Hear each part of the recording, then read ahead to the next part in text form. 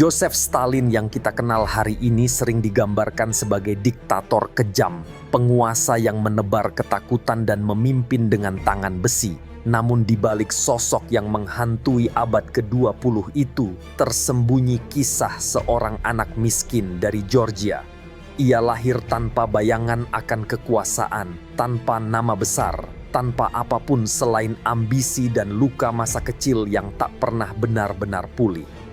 Dari ruang seminari tempat ia belajar menjadi pendeta, Stalin muda justru menemukan kitab lain, bukan Injil, tapi teori revolusi.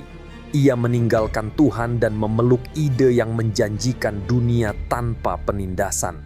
Namun di tangan Stalin, ide itu justru berubah menjadi alat untuk menindas jutaan manusia.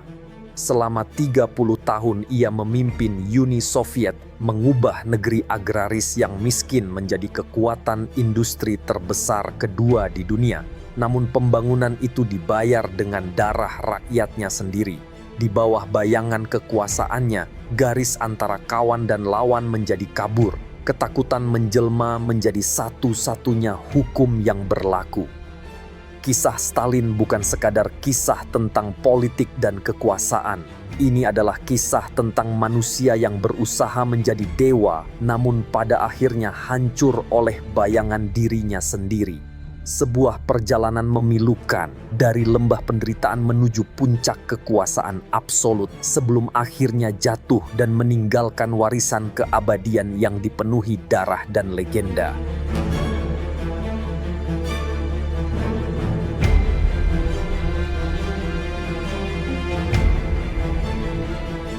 Jauh di kota kecil Gori, di kaki pegunungan Georgia pada tanggal 18 Desember tahun 1878, lahirlah seorang anak yang kelak mengguncang dunia. Namanya Iosef Vissarionovich Dzyukhashvili, atau yang dikenal sebagai Joseph Stalin. Ayahnya, Vissarion, hanyalah seorang tukang sepatu yang tenggelam dalam alkohol. Ia sering meluapkan amarah dan kekerasan pada istri serta putra tunggalnya. Kontras dengan kerasnya sang ayah, ibunya, Ekaterina Gladze, adalah seorang wanita taat yang memeluk keyakinan gereja dengan teguh. Ekaterina menaruh harapan besar agar anak tunggalnya menjadi pendeta. Masa kecil Stalin diwarnai kemiskinan dan kekerasan. Secara fisik, ia tidak istimewa. Tubuhnya kecil, wajahnya memiliki bekas luka cacar, dan lengan kirinya cacat akibat kecelakaan. Namun di balik fisik yang lemah itu, tersembunyi keteguhan hati yang luar biasa. Di sekolah, ia dikenal cerdas dan ambisius. Pada usia 16 tahun, ia diterima di Seminari Teologi Tiflis, sebuah lembaga yang dirancang untuk mencetaknya menjadi rohaniwan ortodoks. Namun justru di balik dinding seminari itulah benih pemberontakan mulai tumbuh. Stalin muda membaca buku-buku terlarang karya Karl Marx, Engels, dan Lenin. Ia menemukan ide tentang revolusi kelas pekerja yang menjanjikan dunia tanpa penindasan. Menurut sejarawan Simon Sebag Montefiore dalam bukunya Yang Stalin, perpindahan dari teologi ke Marxisme menjadi titik balik yang menentukan. Di tengah disiplin religius yang mengekang, Stalin menemukan agama baru, ideologi revolusi. Tahun 1899 menjadi akhir dari harapan sang ibu. Stalin dikeluarkan dari seminari karena aktivitas politik bawah tanah. Namun bagi Stalin, pengusiran itu bukan akhir, melainkan awal dari jalan panjang menuju kekuasaan. Ia mulai bergaul dengan kaum revolusioner Georgia, menerbitkan pamflet, memimpin rapat rahasia, dan menggunakan nama samaran pertamanya, Koba, terinspirasi dari tokoh pemberontak dalam sastra Georgia yang ia kagumi. Dari sinilah terbentuk karakter khas Stalin, sabar, pendendam, dan penuh perhitungan. Ia belajar bahwa melawan sistem membutuhkan lebih dari sekadar semangat, melainkan disiplin, kerahasiaan, dan ketakutan yang menular. Di usia 20 tahun, ia belum punya pangkat, belum punya pengaruh. Namun satu hal sudah pasti, di dalam dirinya tumbuh keyakinan bahwa kekuasaan hanya tunduk pada mereka yang berani merebutnya.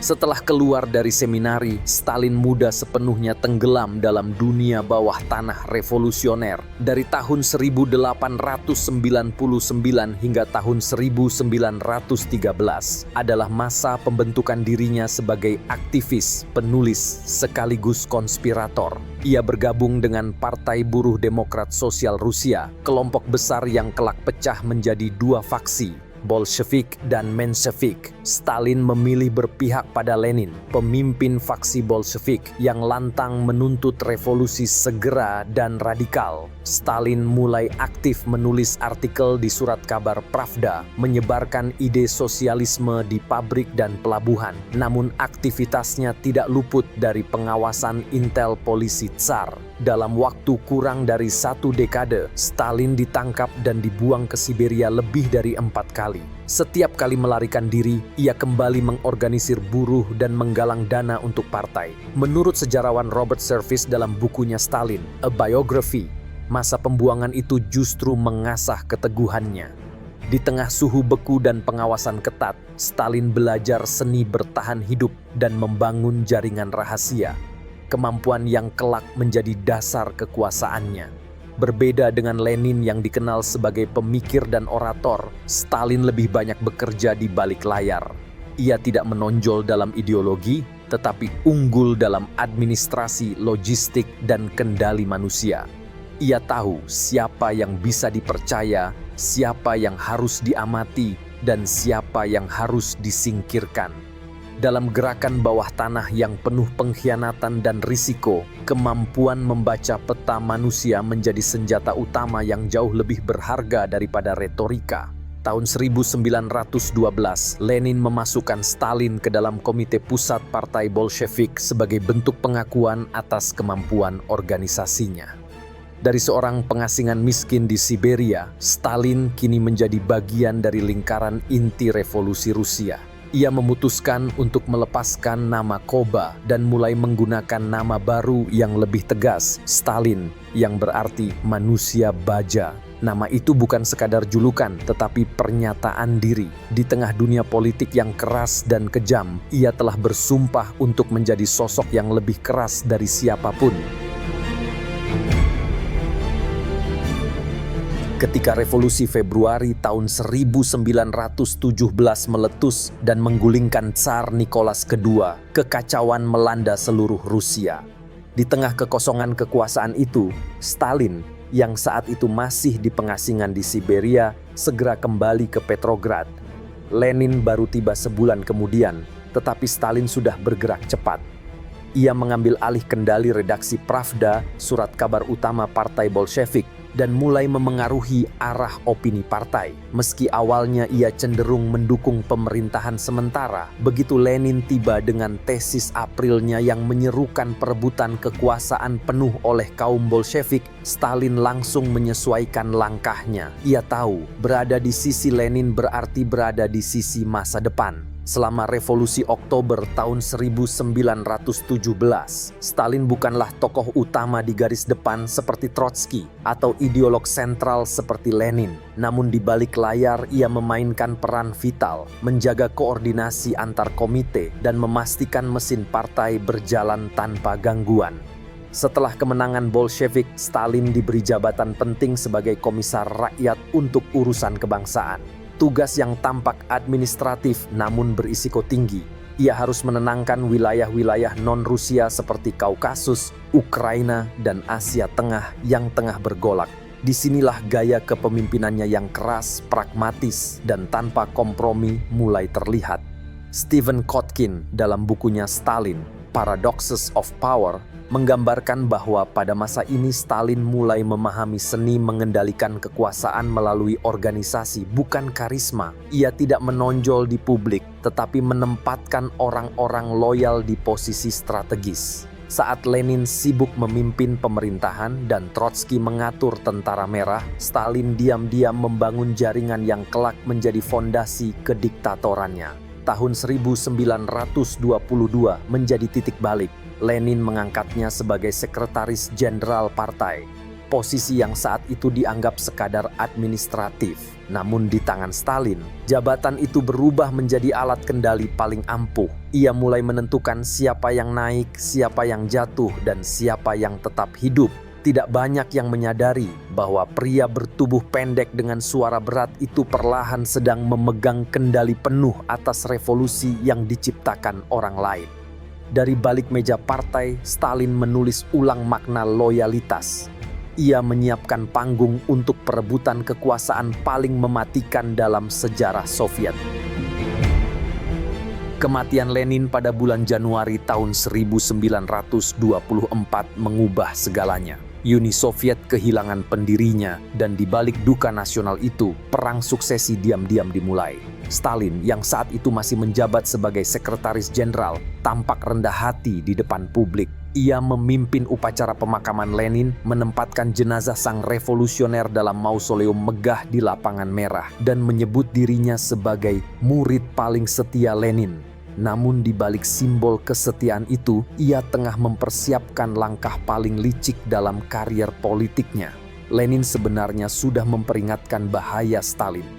Dalam testamen atau surat wasiat politiknya, Lenin secara terang-terangan menulis bahwa Stalin terlalu kasar dan harus dicopot dari jabatannya. Namun surat itu tidak pernah dipublikasikan secara luas karena Stalin berhasil menekannya. Dengan kecerdikan politiknya, ia memutarbalikkan citra. Trotsky digambarkan sebagai pengkhianat revolusi, sementara dirinya dianggap penjaga warisan Lenin. Secara sistematis, satu persatu rivalnya mulai dihancurkan. Trotsky, orator ulung yang memimpin Tentara Merah, lebih dulu dipecat kemudian diasingkan dan akhirnya tewas dibunuh oleh agen Stalin di Meksiko pada tahun 1940. Zinoviev dan Kamenev, rekan-rekan seperjuangan Lenin, dijebak dalam pengadilan palsu dan dieksekusi di hadapan regu tembak. Bahkan Bukharin, tokoh intelektual partai, dihabisi setelah menolak kebijakan kolektivisasi. Dalam waktu kurang dari 1 dekade, Stalin menghapus seluruh generasi revolusioner pertama dan menggantinya dengan orang-orang yang hanya mengenal satu prinsip: taat tanpa bertanya. Sejarawan Robert Service dalam bukunya Comrades: A History of World Communism menulis bahwa Stalin memerintah bukan dengan ide, melainkan dengan ketakutan. Ia mengerti bahwa di negara tanpa kebebasan, rasa takut jauh lebih efektif daripada cinta. Dan memang sejak tahun 1929 tidak ada lagi yang berani menentangnya secara terbuka. Uni Soviet kini bukan milik rakyat, bukan milik partai, tetapi milik satu orang, Joseph Stalin. Dari seorang murid seminari yang dikeluarkan karena pemberontakan, ia kini duduk di takhta revolusi. Namun di balik keberhasilan itu, Stalin baru saja membuka babak paling kelam dalam sejarah manusia. Sebuah babak di mana kemajuan industri dan teror politik berjalan beriringan.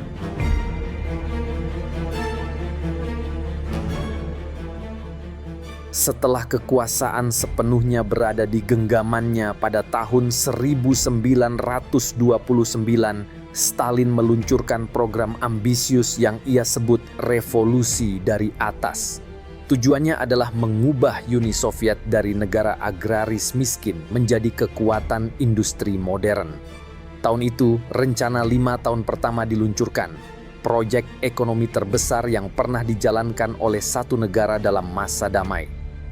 Pabrik baja, bendungan, rel kereta, dan kota industri baru bermunculan di seluruh negeri. Dalam waktu kurang dari 1 dekade, output industri Soviet meningkat lebih dari 2 kali lipat. Dunia Barat terkejut. Bagaimana mungkin negara yang baru keluar dari perang saudara bisa menandingi kekuatan ekonomi Eropa?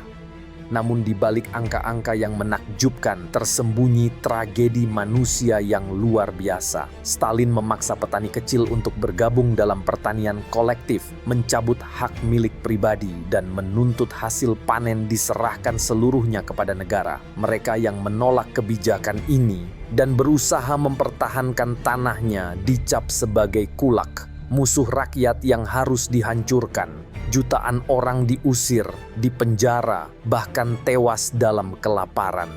Di Ukraina, kebijakan ini memicu bencana kelaparan besar yang dikenal sebagai Holodomor, yang diperkirakan menewaskan sedikitnya 4 juta jiwa. Menurut sejarawan Anne Applebaum dalam bukunya Red Famine, Stalin's War on Ukraine, kelaparan itu bukan sekadar kegagalan ekonomi, melainkan bentuk hukuman politik yang disengaja terhadap rakyat yang dianggap tidak tunduk pada rezim. Stalin percaya penderitaan massal adalah harga yang wajar demi kemajuan. Di tengah penderitaan rakyat, kultus pribadi Stalin semakin kuat. Wajahnya terpampang di setiap kantor, sekolah, dan pabrik. Lagu dan puisi memuja namanya.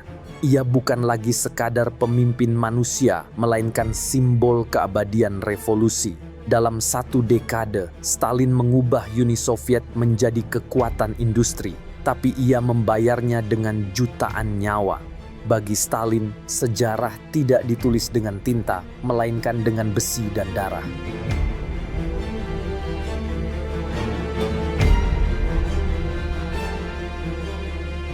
Pada tahun 1936, Uni Soviet tampak berjaya di permukaan. Kota-kota industri berkembang, tentara merah membesar, dan Stalin dielu-elukan sebagai bapak bangsa. Namun di balik layar, sebuah teror baru mulai disiapkan.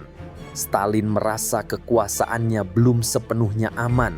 Ia curiga bahwa di antara lingkaran terdekatnya masih ada musuh tersembunyi. Orang-orang yang mungkin menunggu waktu untuk menggulingkannya. Dari kecurigaan inilah pembersihan besar atau The Great Purge dimulai. Sebuah babak paling gelap dalam sejarah Soviet modern. Ribuan pejabat partai, perwira militer, intelektual, bahkan rakyat biasa ditangkap oleh polisi rahasia NKVD atas tuduhan konspirasi yang seringkali tidak berdasar. Pengadilan berlangsung secara terbuka, namun semua sudah diatur. Terdakwa dipaksa mengakui dosa-dosa politik di bawah tekanan dan penyiksaan. Hanya satu vonis yang menunggu, tembak mati atau pengasingan ke kamp kerja paksa. Gulag, jaringan kamp kerja di Siberia dan wilayah terpencil lainnya, berkembang menjadi sistem perbudakan modern.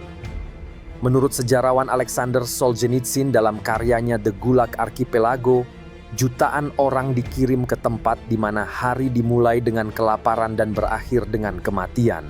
Mereka bekerja menggali kanal, menebang hutan, dan membangun rel kereta. Semuanya atas nama kemajuan. Antara tahun 1936 hingga 1939, lebih dari 1 juta orang dieksekusi dan jutaan lainnya menghilang tanpa jejak. Ironisnya, pembersihan besar itu justru melemahkan tentara merah secara signifikan karena banyak perwira paling berpengalaman disingkirkan menjelang Perang Dunia. Namun bagi Stalin, yang terpenting bukan efisiensi, melainkan kontrol mutlak. Ia membangun negara di mana setiap orang bisa hilang dalam semalam dan setiap bisikan bisa berarti akhir hidup seseorang. Ketakutan menjadi alat pemerintahan yang sempurna. Tidak ada yang berani menatap wajah Stalin terlalu lama. Tidak ada yang berani menyebut namanya dengan nada yang salah. Dalam bayang-bayang teror itulah lahir Uni Soviet yang baru, kuat, disiplin, dan sepenuhnya tunduk pada satu suara, suara Joseph Stalin.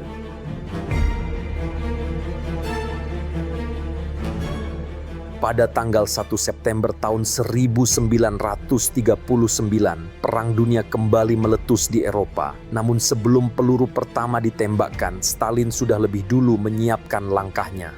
Melalui Pakta Non-Agresi Molotov-Ribbentrop, ia membuat kesepakatan rahasia dengan Adolf Hitler untuk membagi wilayah Eropa Timur, Polandia, Finlandia, Baltik, hingga Rumania. Dunia terkejut. Dua ideologi yang saling membenci kini bersekutu demi kepentingan masing-masing. Stalin percaya perjanjian itu akan memberi waktu bagi Uni Soviet untuk memperkuat diri. Namun pada tanggal 22 Juni tahun 1941, Hitler mengkhianati kesepakatan itu. Operasi Barbarossa dilancarkan. Lebih dari 3 juta tentara Jerman menyerbu wilayah Soviet dari 3 arah sekaligus. Dalam hitungan minggu, ribuan kota jatuh dan jutaan tentara Soviet ditawan. Stalin terkejut. Ia sempat menghilang dari publik selama beberapa hari dan banyak yang mengira ia menyerah. Tetapi kemudian ia muncul kembali, kali ini sebagai bapak tanah air. Ia menyerukan perang suci melawan penjajah Jerman. Pertempuran Stalingrad menjadi titik balik paling menentukan dalam sejarah Perang Dunia Kedua. Kota Stalingrad berubah menjadi neraka dunia. Tempat pertempuran berlangsung dari jalan ke jalan, rumah ke rumah, dengan tumpukan mayat di salju.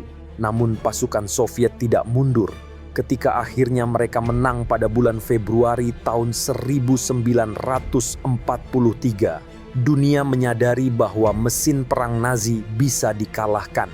Dari reruntuhan Stalingrad, Stalin keluar sebagai pahlawan besar. Di akhir perang, Uni Soviet muncul sebagai kekuatan adidaya yang menaklukkan Berlin.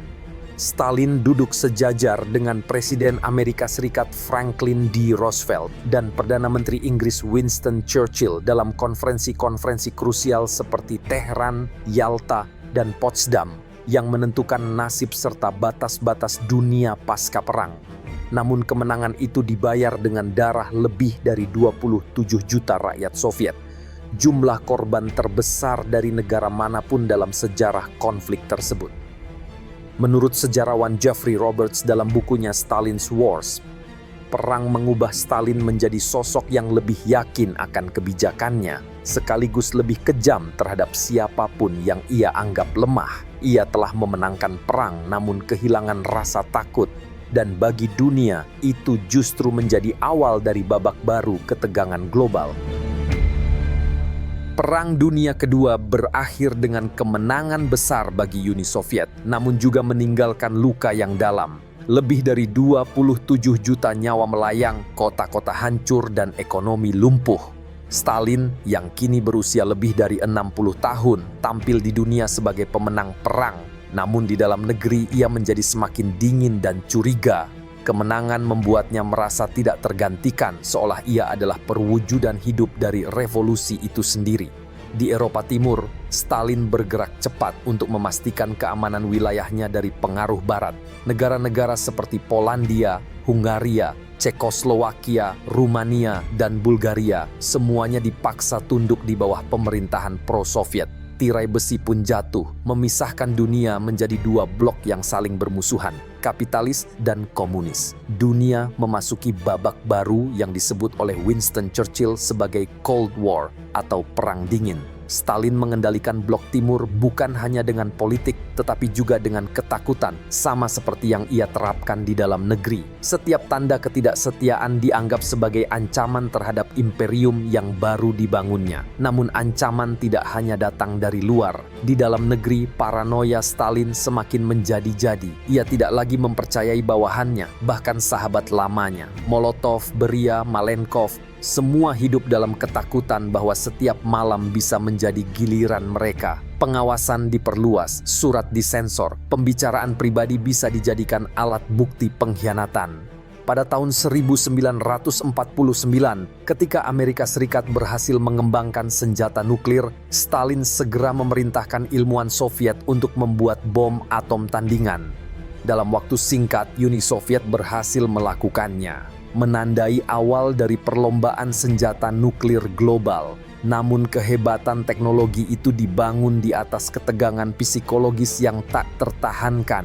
Stalin melihat konspirasi di mana-mana. Puncaknya, ia menuduh sekelompok dokter Yahudi berencana membunuh para pejabat tinggi Soviet dalam skandal yang dikenal sebagai Doctor's Plot pada tahun 1952. Banyak di antara mereka disiksa dan dipenjara tanpa bukti. Dalam buku Stalin, The Court of the Red Tsar karya Simon Sebag Montefiore, digambarkan bahwa menjelang akhir hayatnya, Stalin hidup dalam isolasi total, dikelilingi oleh ketakutan yang ia ciptakan sendiri. Ia jarang muncul di depan publik, hanya mengawasi dari balik daca pribadinya di Kuntsevo, Moskow. Setiap pertemuan, ia menatap orang-orangnya dengan mata curiga, mencari tanda pengkhianatan bahkan di wajah yang telah ia kenal puluhan tahun. Dunia luar melihat Stalin sebagai raksasa geopolitik, namun di balik dinding batu rumahnya, ia hanyalah seorang lelaki tua yang dikejar oleh bayang-bayang kekuasaannya sendiri. Sebuah akhir yang sunyi bagi penguasa yang pernah membuat seluruh dunia gemetar di bawah genggamannya.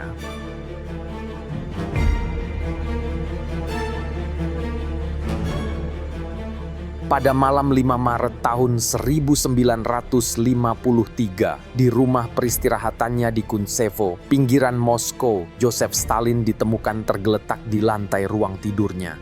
Ia tidak sadarkan diri, napasnya berat dan sisi tubuhnya lumpuh.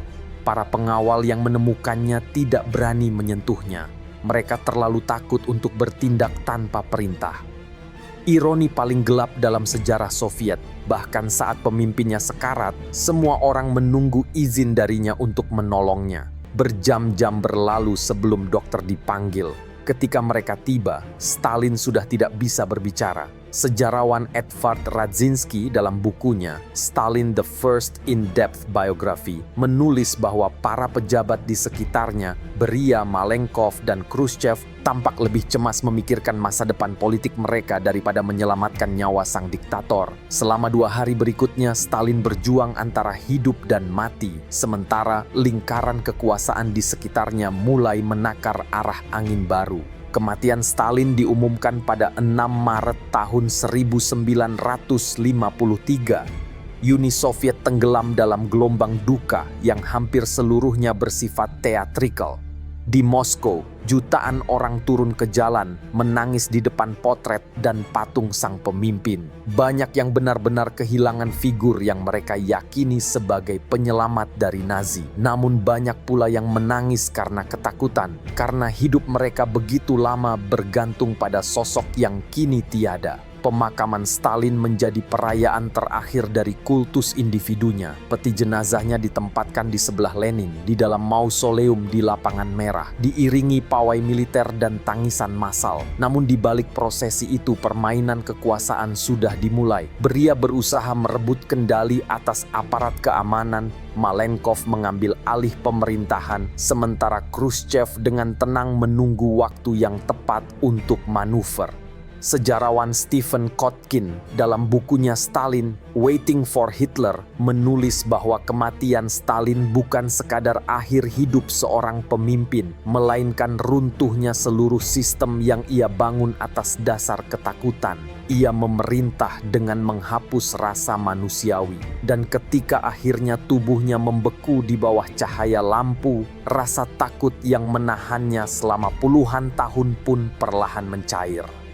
Sang manusia baja pergi tanpa satu pun air mata tulus di sekitarnya. Ia meninggalkan negeri yang ia bangun dari kehancuran, tetapi juga menghancurkan jutaan jiwa di dalamnya. Ketika tirai duka itu turun, dunia sadar seorang raksasa telah jatuh, dan kekuasaan yang ia genggam dengan tangan besi kini beralih pada mereka yang selama ini hanya berani berbisik di belakang punggungnya.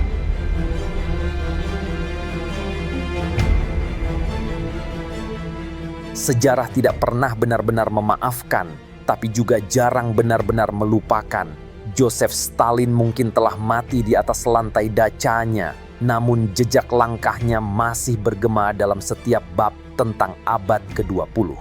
Ia bukan hanya bagian dari sejarah Soviet, tetapi arsitek dunia modern yang kita kenal hari ini, dengan segala keindahan dan kegelapannya. Dari anak miskin di Georgia, hingga penguasa imperium yang menaklukkan setengah dunia. Perjalanan hidup Stalin adalah kisah tentang ambisi tanpa batas dan keyakinan yang menelan segalanya. Ia membangun kekuatan dari kehancuran, menciptakan tatanan baru dari reruntuhan perang, namun juga meninggalkan luka yang tak pernah sembuh. Stalin adalah paradoks manusia, penyelamat sekaligus penghancur, pahlawan dan tiran, pembangun masa depan yang hidup dalam bayangan masa lalu. Ia menulis sejarah bukan dengan pena, tetapi dengan ketakutan. Dan mungkin disitulah pelajaran terbesar itu berdiam, bahwa kekuasaan tanpa batas tak pernah membawa keabadian, hanya kesunyian yang panjang dan beban sejarah yang tak bisa dihapus. Stalin telah pergi, tapi dunia yang ia bentuk masih berdiri, menjadi pengingat bahwa di tangan manusia, sejarah selalu bisa menjadi alat untuk membebaskan atau untuk menghancurkan,